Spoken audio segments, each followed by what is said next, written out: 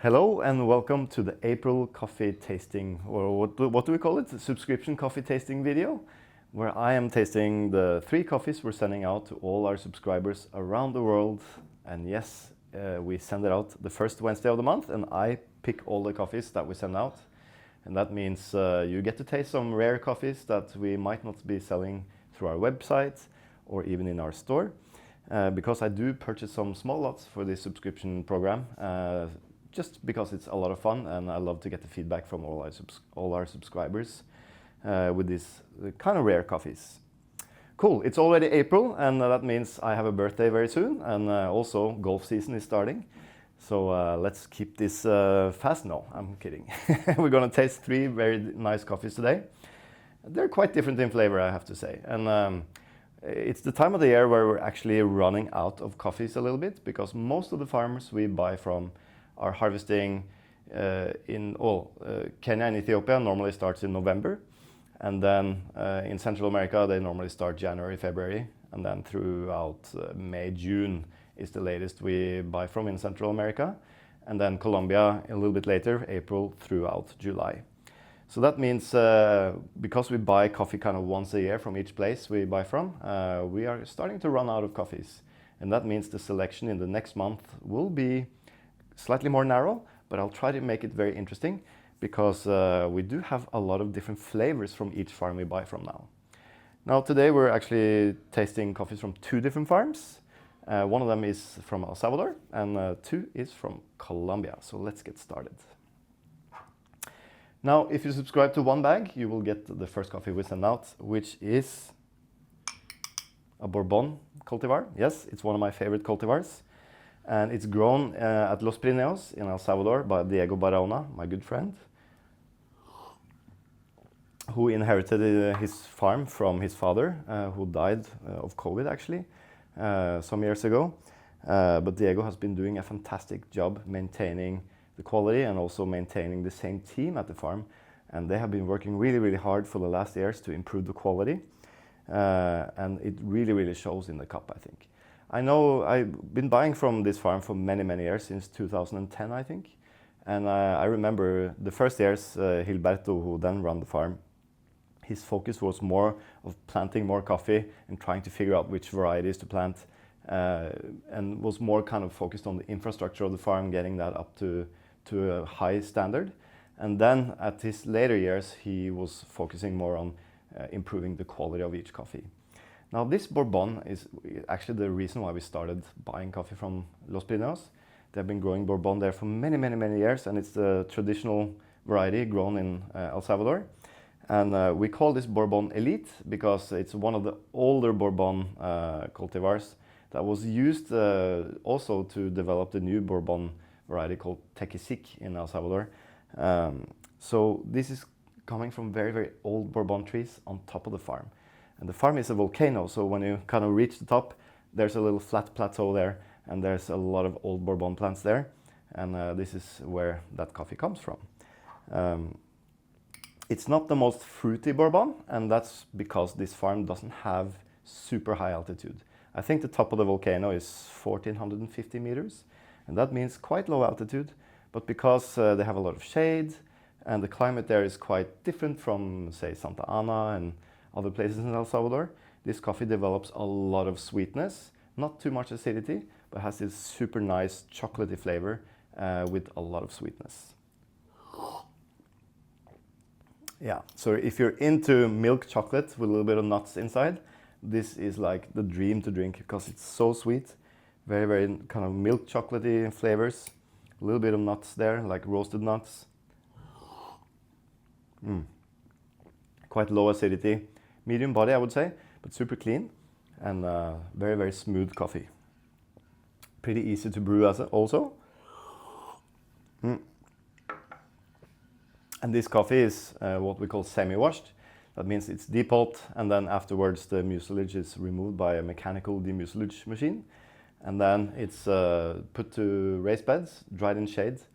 And that's why, although this coffee was harvested last February, or February 2023, it still tastes really fresh.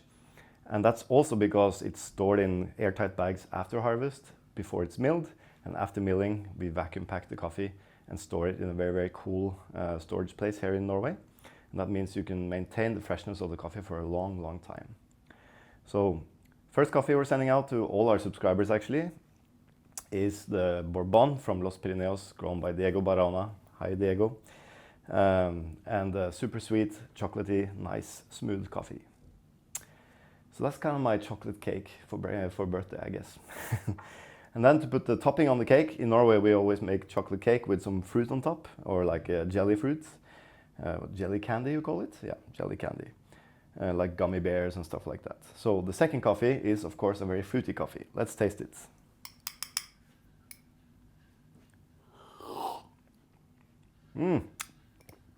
Haha, very interesting.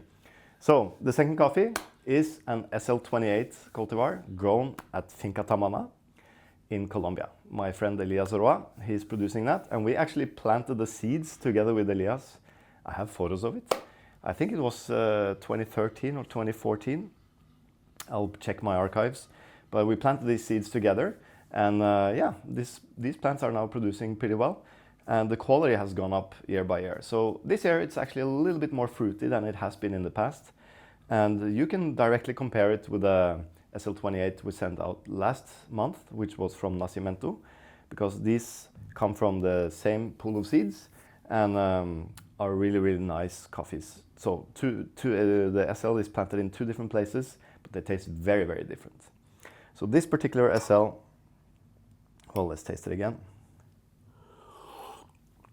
It's a bit herbal, and that's kind of normal from the Tamana coffees. I think that has to do with the way we process the coffees a little bit, and also because they're very slowly dried on the shade. They need a long time to kind of lose that fresh flavor. So though this coffee was harvested in, I think, July, August last year, it still tastes extremely fresh. And that's a good thing, I think, because I really enjoy that herbalness that comes with that. But it also has this kind of, not like the heavy Rioja style wine that the Nacimiento last month had. This has more of like a Riesling acidity to it. A little bit of that kind of ripe stone fruit flavor and a little bit of red berry flavor. Not too high acidity, it's kind of a medium acidity, but it's definitely there. And it's really a nice, refreshing and super clean coffee. A little bit of florality and mainly like stone fruit, red berry flavor. Very, very nice. So SL28 grown in Colombia, which is like a Kenyan cultivar grown in Colombia. Really, really cool, I think. And it's fascinating how different this cultivar can taste from country to country. It's completely different from a Kenya. And when compared to the Bourbon, let's go back to the Bourbon. Wow, the Bourbon now is like eating milk chocolate. And the Tamana, a little bit winey, fruity. I mean, the intensity of the fruit is not like 10 out of 10, it's maybe like 6 out of 10. So it has like a more subtle fruit, but it's definitely there and quite kind of, what do you say, pronounced throughout the whole tasting experience. Cool. The third coffee is also from Finca Tamana, and this is actually a mutation of Bourbon. So genetically they're very, very similar, except the trees are much shorter and they produce quite well. It's a Caturra from Tamana. It's one of the traditional cultivars from Colombia. Before they actually grew Bourbon as well, like in El Salvador. But then I think it was like the 70s, 60s to 70s, they started changing to Caturra. And they planted much more plants per hectare and kind of technified the production a little bit. They cut down the shade, which I'm completely against, of course, and started mass producing coffee. So that's kind of how the Caturra was introduced into Colombia. And of course, they started getting a lot of problems with leaf rust. So that's why in the later years they started planting Variedad Colombia and Castillo, because they are tolerant or resistant against leaf rust. So the Caturra is now considered today, it's considered the traditional cultivar in Colombia, but it used to be full of Bourbon, so it's not that traditional. And a lot of coffee buyers tend to say that Caturra always tastes better than Variedad Colombia or Castillo. I find that that's not necessarily the case, and that's because the trees tend to have a lot of problems with leaf rust, also at Finca Tamana. So it really takes a few years from you have a leaf rust attack, it takes a few years afterwards before the trees produce really high quality. This year the Caturra was tasting really good as it was last year, but we do have very, very small amounts. I say we because I stay at Tamana all the time.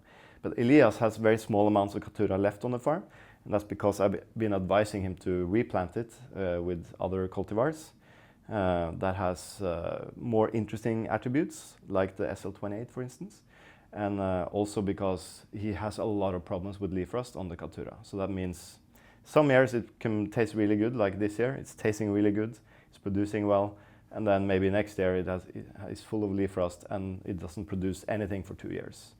So that's kind of why we're changing a little bit. And I do find that over time, the Variedad Colombia, for instance, consistently tastes better because it doesn't have this kind of low peaks. It's kind of consistent all the time, whereas the Caturra can be low one year and then really high one year and then medium one year.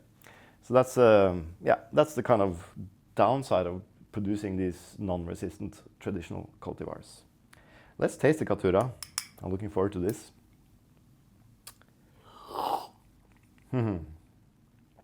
Oh yeah, very different fruit from the SL28s. This is like it's tasting really good this year. It's tasting like a, I would say, classic Colombian Huila coffee, which is, you know, in Colombia most of the farmers grow the same cultivars. It's Caturra, Variedad Colombia, Castillo, so that's why I can say classic. But very, very subtle fruit. It's more like ripe, fresh berries, maybe slightly stone fruit flavor, not much. Has a little bit of that kind of slight oily texture, which I really love with Colombian coffees. Bit citric maybe, super crisp, juicy, very, very light and elegant coffee.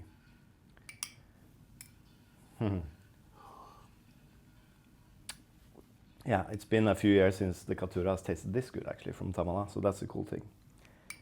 Let's compare with the Los Pirineos. I always like to go back and forth when I taste coffees, and if you don't subscribe to more than one, you can, you know, take any coffee and then put it side by side, and then you can go back and forth. It makes it a lot easier to taste the coffees.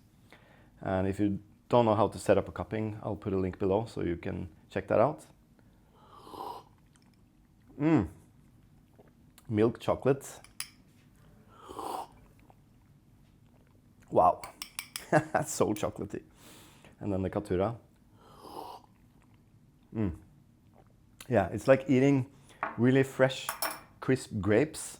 It has that kind of subtle fruit flavor and super crisp, very sweet, lingering, but very refreshing also in the finish.